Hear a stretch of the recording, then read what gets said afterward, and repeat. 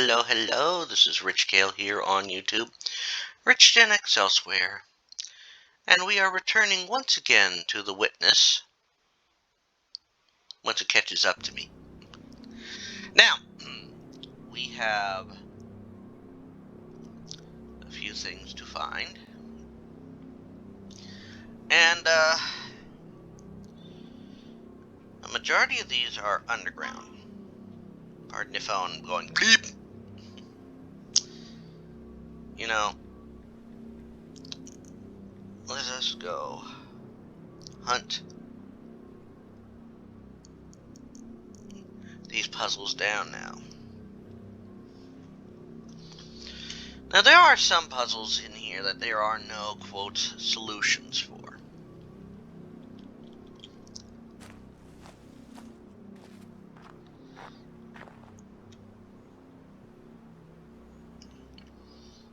And there are environmental puzzles and all that. Okay, let's see. We've gotten a lot of stuff here.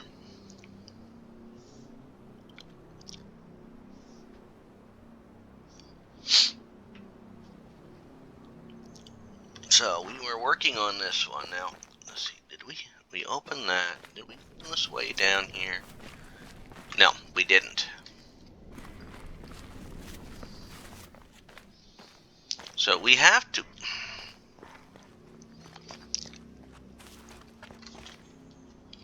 before we go any farther, let's see, we are working on the town obelisk.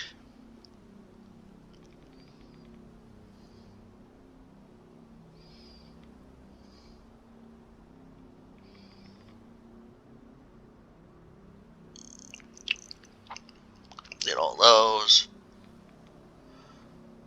That one. Didn't get that one yet.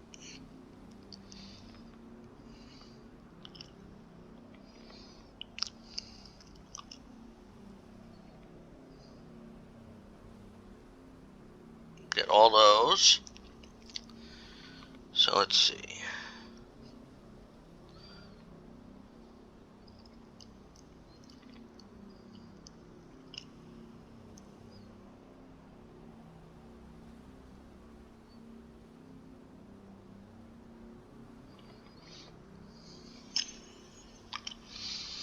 Okay.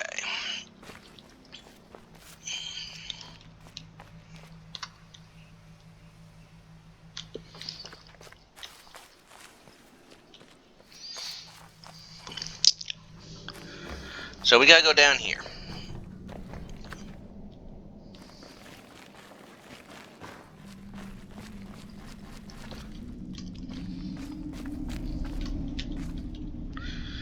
Yeah, I have to figure this door out here.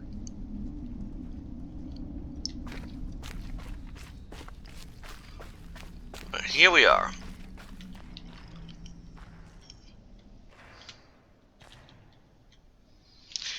If you're wondering what this is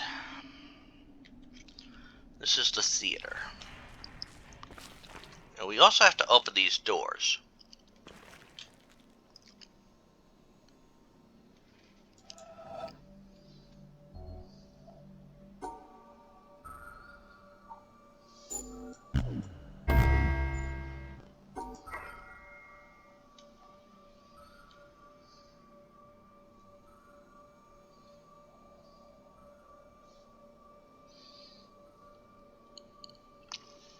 I think that does it.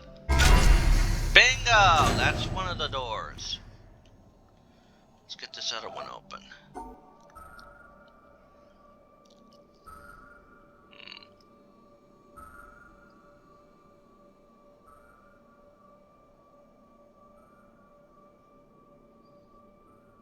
Yep, that's gonna do it. There we are. Now, if you see, we're gonna come up here. Now that we have that door open, it's time to work on this.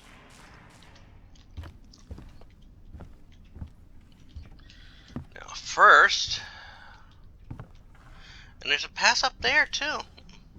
So we're gonna have to find that one.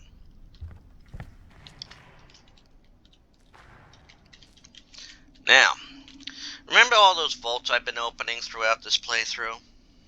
Those boxes?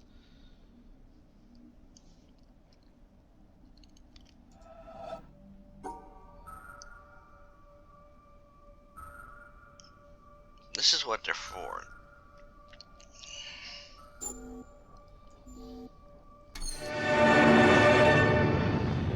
Whoa! Well, that's no better a solution than any of the others, is it?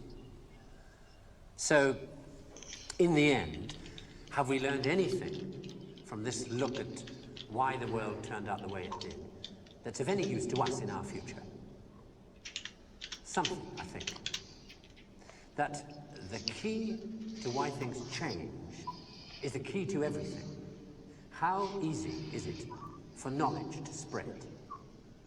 And that in the past, the people who made change happen were the people who had that knowledge, whether they were craftsmen or kings. Today, the people who make things change, the people who have that knowledge, are the scientists and the technologists who are the true driving force of humanity. And before you say, what about the Beethovens and the Michelangelos? Let me suggest something with which you may disagree violently. Okay. That at best, the products of human emotion, art, philosophy, politics, music, literature, are interpretations of the world.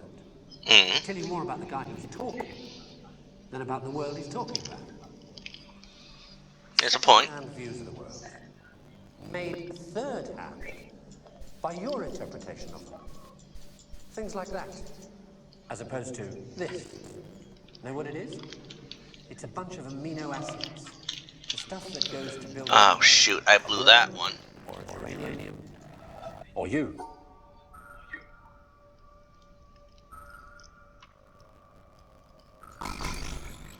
If they have more say in what happens to their lives, more freedom to develop their abilities to the full, they have to be helped towards that knowledge that they know exists and that they don't exist. And by help towards knowledge, I don't mean give everybody a computer and say yourself. No, I mean trying to find ways to translate the knowledge. That was my bad.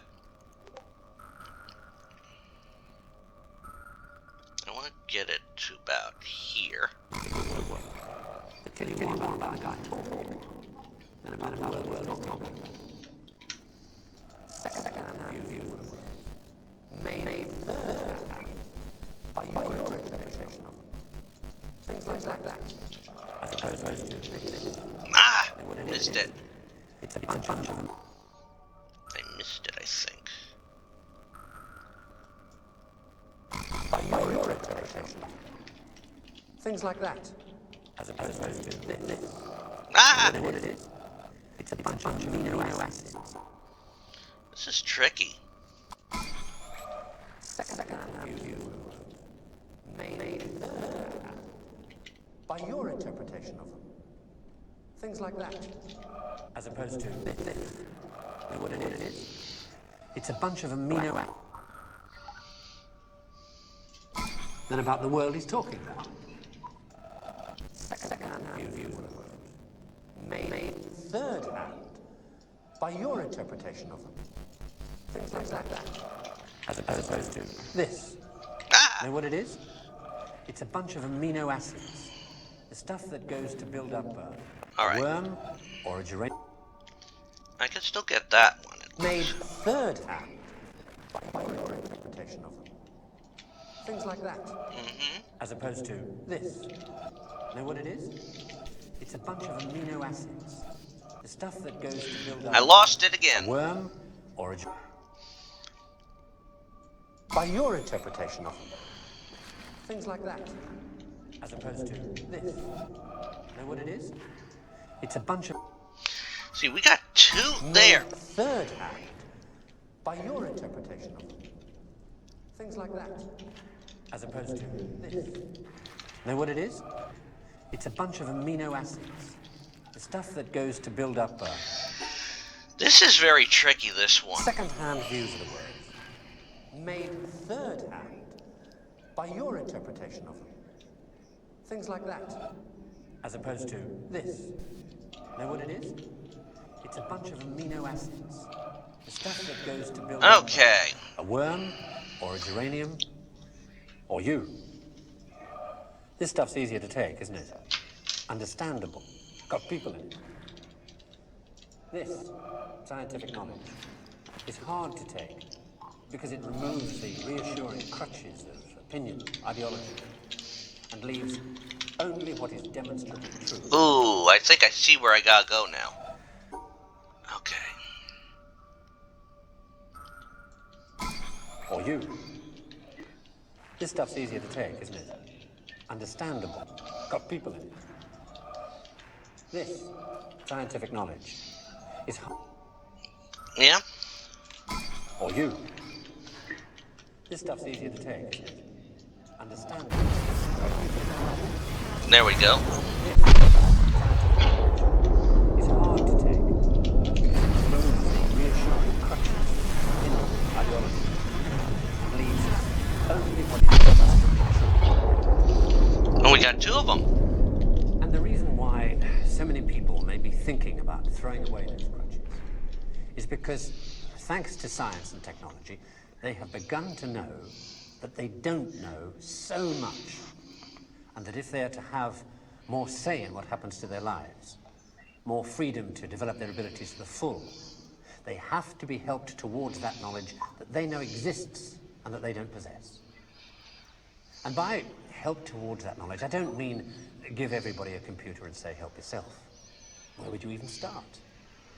No, I mean trying to find ways to translate the knowledge, to teach us to ask the right questions. See, we're on the edge of a revolution in communications technology that is going to make that more possible than ever before.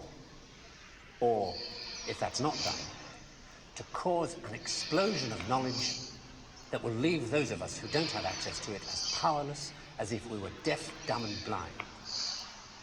And I don't think most people want it. So what do we do about it? I don't know.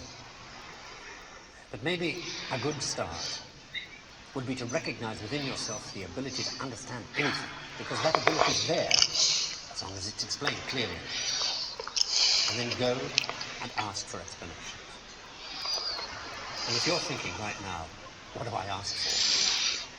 Ask yourself if there's anything in your life that you want changed. That's where it starts.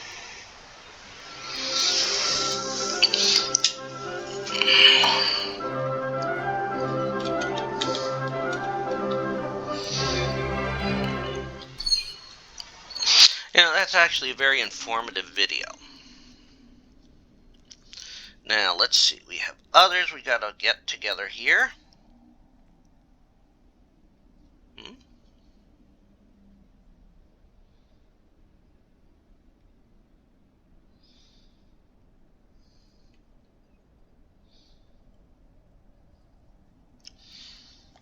We have one more we're gonna have to do.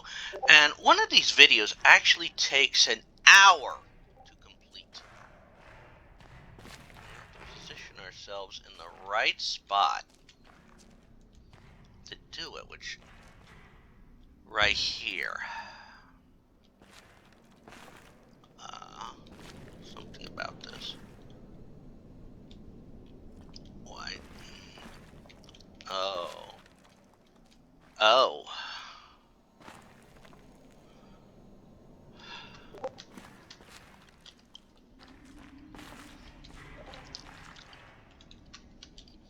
So we're gonna have to hold our cursor for about an hour.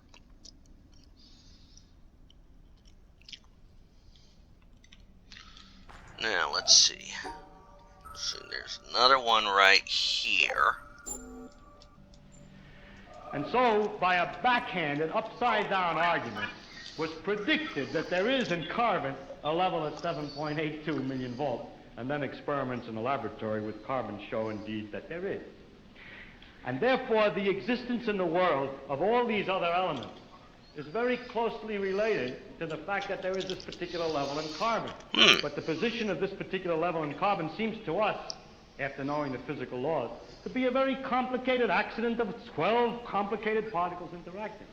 So I wish to illustrate by this example that an understanding of the physical laws doesn't give you an understanding in a sense of understanding the significance of the world in any way.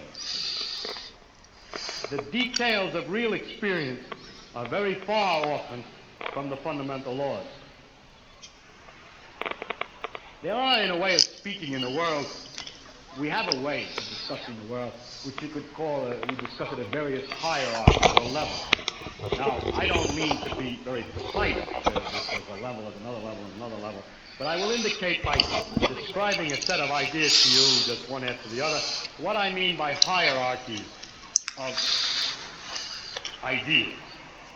For example, at one end, we have the fundamental laws of physics.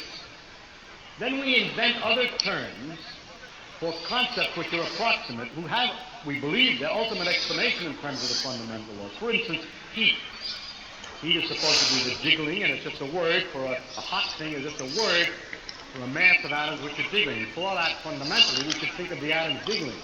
But for a while, if we're talking about heat, we sometimes forget about the atoms jiggling. Just like when we talk about the glacier, we don't always think of the hexagonal ice snowflakes which originally fell.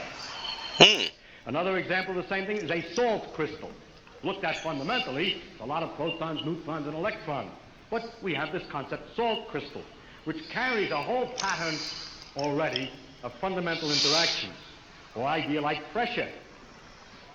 Now, if we go higher up from this, in another level, I'm not seeing anything yet to link to anything, but this is interesting. Index, how light is bent when it goes through something. Or surface tension, the fact that the water tends to pull itself together, is described by a number. I remind you that we have to go through several laws down to find out that it's the pull of the atoms and so on. But we still say surface tension, and don't worry when we're discussing surface tension of the inner workings always. Sometimes we do, sometimes we don't. Go on, up in the hierarchy. Up. With the water, we have the waves, and we have something like a storm. We have a word for storm, which represents an enormous mass of phenomena. Or sunspot, or star, which is an accumulation of things. And it's not worthwhile always to think of it way back. In fact, we can't, because the higher up we go, we have too many steps in between, each one of which is a little weak, and we haven't thought them all through yet. And we go up in this hierarchy of complexity, we get to things like throb, or nerve impulse, which you see is an enormously complicated thing in the physical world, involving an organization of matter in a very elaborate complexity. And then we go on, we come to things, words, and concepts like man, and history, or political expediency, and so forth, which is a series of concepts that we use to understand things at an ever higher level. And going on, we come to things like evil, and beauty, and hope. Oh, but Now, which end is nearer to the ultimate creator, or the ultimate? So if I make a religious metaphor, which end is nearer to God? Beauty and hope, or the fundamental laws? I think that the right way, of course, is to say that the whole structural interconnection. By the way,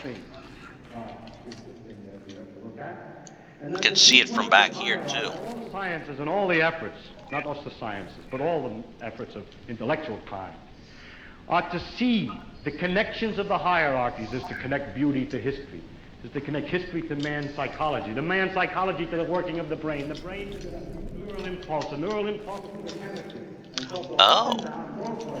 And today we cannot, and there's no use making believe we can, draw carefully a line all the way from one end of this thing to the other. In fact, we've just begun to see that there is this relative hierarchy. Interesting. And it's to stand at either end, and to walk out off the end of the pier only, hoping out in that direction is the complete understanding, is a mistake. And to stand with evil Look at that. and hope, or stand with the fundamental law, hoping that way to get a deep understanding of the whole world, with that aspect alone is a mistake. And it is not sensible either for the ones who So we can see these specialize at films one from end behind. and the ones who specialize at the other end to have such disregard for each other. They don't actually, but the people say they do. So. But that actually the great mass of workers in between, connecting one step to another, are improving all the time our understanding of the world, both from working at the end and working in the middle.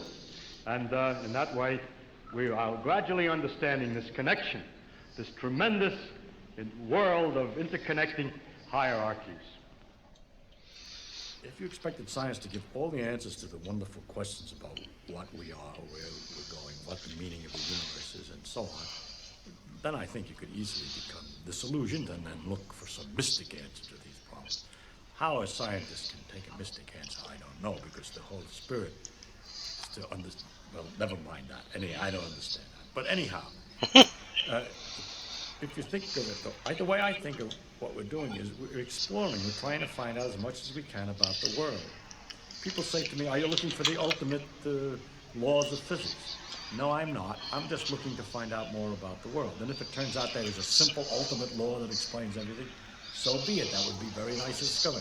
If it turns out it's like an onion with millions of layers and we're just sick and tired of looking at the layers, then that's the way it is.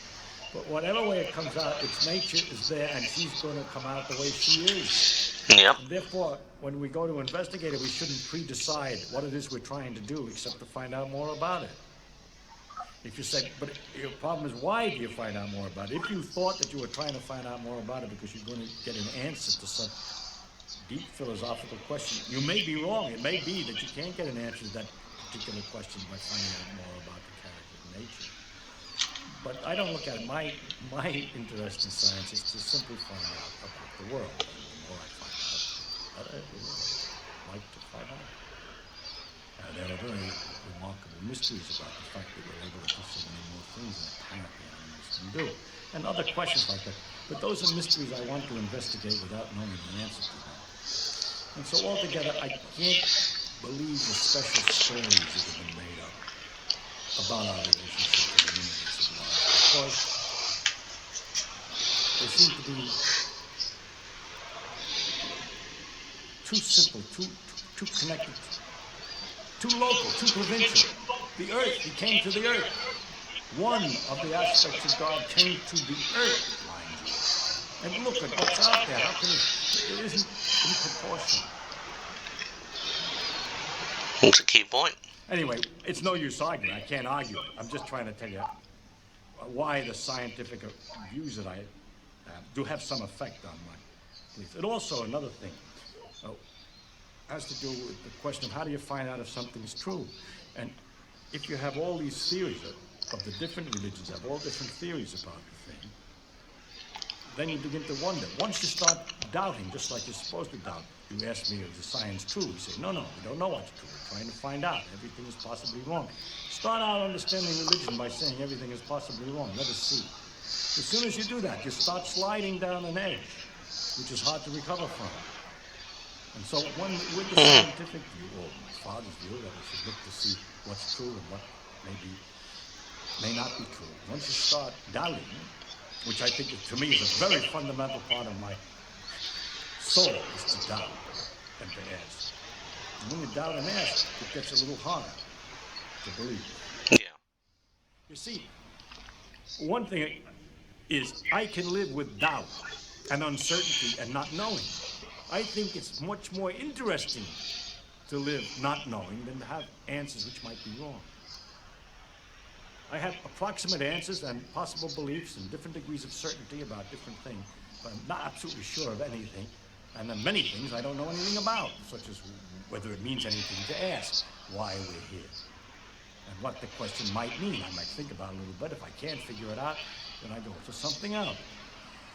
But I don't have to know an answer. I don't feel frightened by not knowing things, by being lost in a mysterious universe without having any purpose, which is the way it really is as far as I can tell possibly. It doesn't frighten me.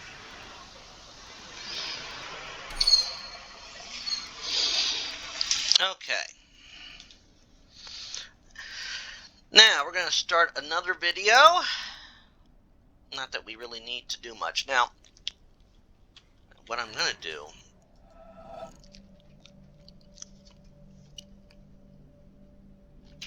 This next video, I don't know how long it is.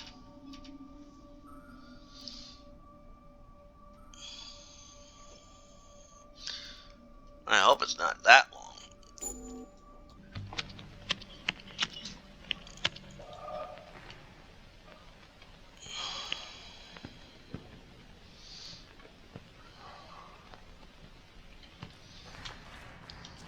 We need to get over here.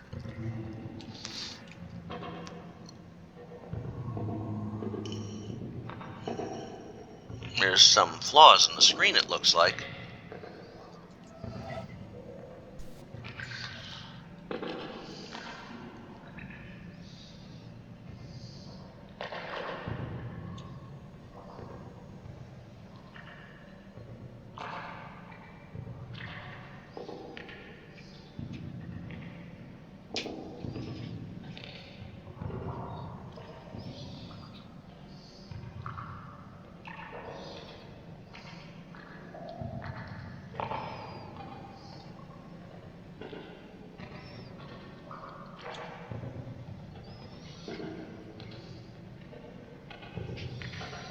Watching a guy walk while keeping a candle lit.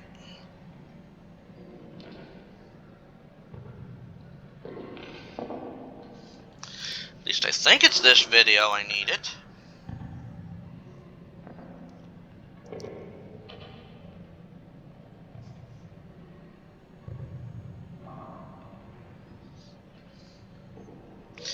This is going to be a long video, I think.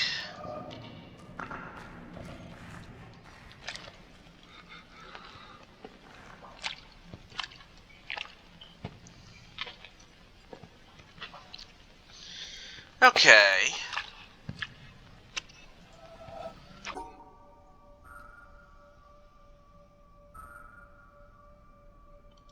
So we'll just fast forward it to the point we need it.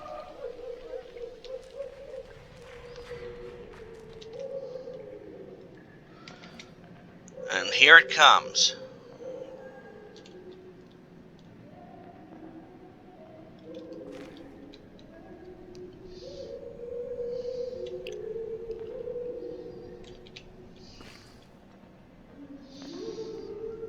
Notice that fault in the middle screen there.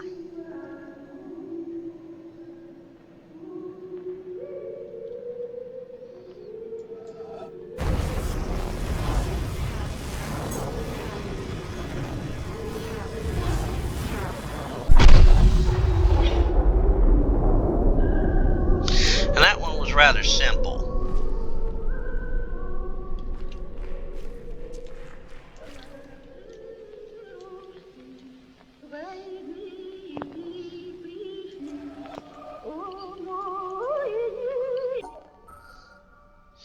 You notice there's not much talking in this video. You have a man trying to light a he goes from heading in, trying to light this, walk with this candle without it going out, and he does it again.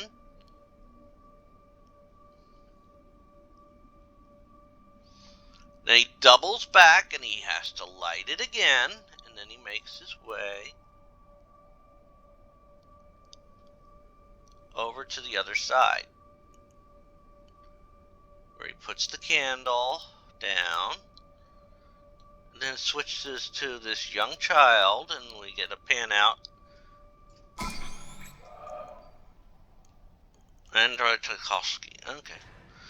Okay, now I'm going to start this last one, and this is another one that is tricky.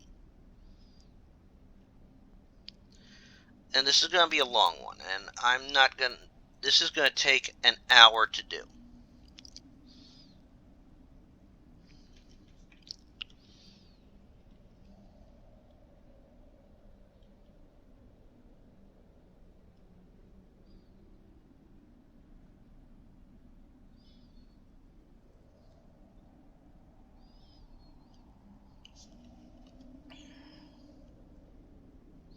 And this last one is a test of patience.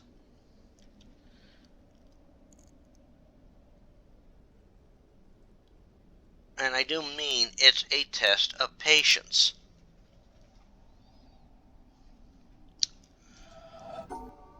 Let's see.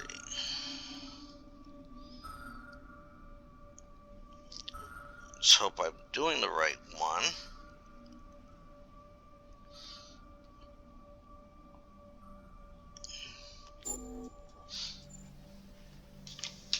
So it's absolutely simple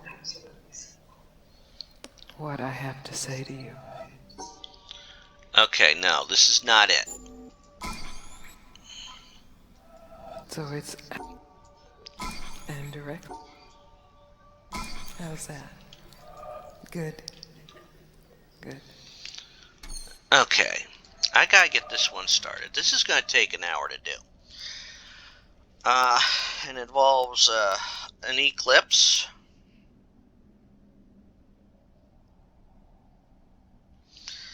So let me see, do I have that symbol here? I should. I think I have it in my gallery.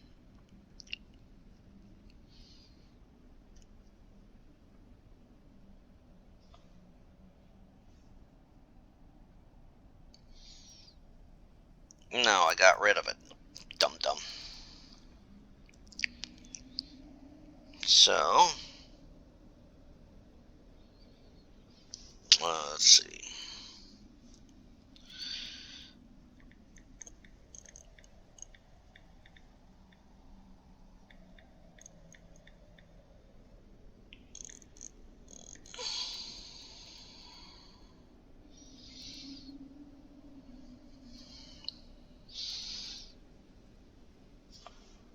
Got that one.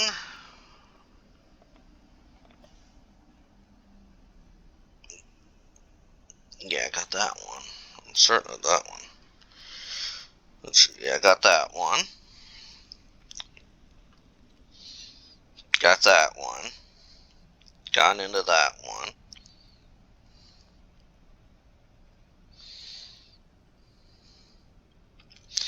Oh, I haven't gotten that one yet. And I'll find it eventually. So, I'm going to do this one now. Because we're eventually going to find this one. This is the eclipse.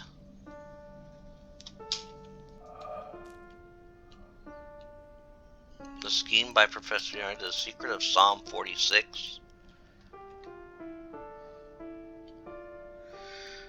Oh, that's interesting. There it is. Okay, it's starting. How many of you here have personally witnessed a total eclipse of the sun?